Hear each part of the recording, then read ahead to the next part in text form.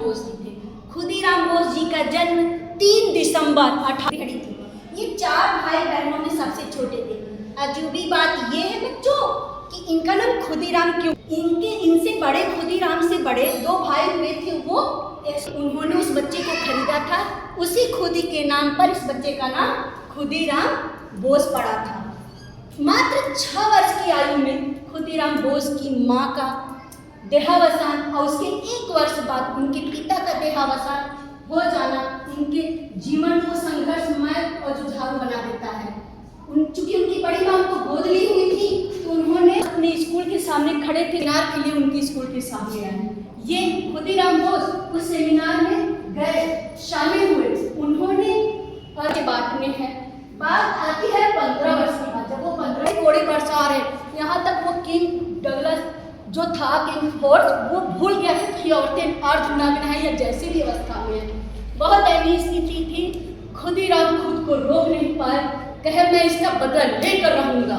कुछ साथी बैठे हुए थे, उनको शक हुआ प्रफुल्ल चाकी के ऊपर और चलती ट्रेन में अंग्रेजों ने प्रफुल्ल चाकी को धर दबोचने की कोशिश की, लेकिन हमारे वो प्रफुल्ल चाकी, हमारे वो क्रांतिकारी नेता हार नहीं मानी, अपनी पास रखी पिस्तौल को निकाला, प्रथम 5 गोली उन्होंने अंग्रेजों को दागी, जो अंतिम गोली थी मुंह में डाली और निकल गए, कह के हम शहीद हो रहे हैं लेकिन अपना मुंह नहीं खोलेंगे।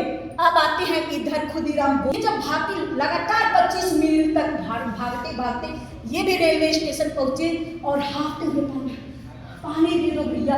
वहाँ पहले से तैनात पुलिस के शक में ये आ गए और पुलिस ने इनको भी धर दबोचने की कोशिश की, लेकिन अफसोस ये भाग नहीं पाए और पकड़े गए। और 1 मई 1908 की बात है, जब इनको मुजफ्फरपुर जेल में पेशी करने के लिए लाया गया तो ये बड़े हंसते गए थे, हा हा हा हा। फांसी की सजा भी सुनाई जा सकती है।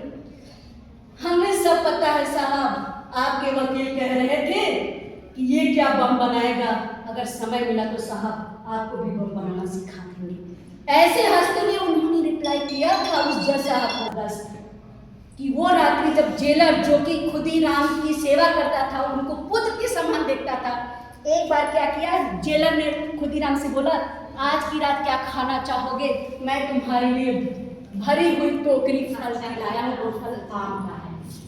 खुदीराम हंसते बोले कल तो मेरी मौत है, आज मुझे आम नहीं मिलेगा। जेलर कहता है इसे चूस कर खाना, क्या करके खाना, चूस कर खाना। वो हंसे, तुम्हारी जिंदगी का आखिरी उपहार समझकर मैं ये आप रख लेता हूँ, और जाता ही आपकी टोकरी जैसे उठाता है बच्चों, देखता है कि वो तो साला है, बच्चा की कोई चीज ऊपर से दे करके निर्णय हम नहीं कर सकते जब तक कि उसके पास जाकर के ना देखे। अंत में वो जेलर खुदीराम को फांसी के तख्ते तक ले जाता है, और फांसी के तख्ते पर जाने के बाद खुदीराम हमारे कैसे युवा क्रांतिकारी नेता के बच्चों, जब उनको फांसी की कपड़े, ब्लैक वाले कपड़े पहनाए गए थे, वो हंसते थे और हाथ में गीता पकड़े और हंसते हुए फांसी के तख्ते पर अपने आप को आहुति दे दिए। नमन है ऐसे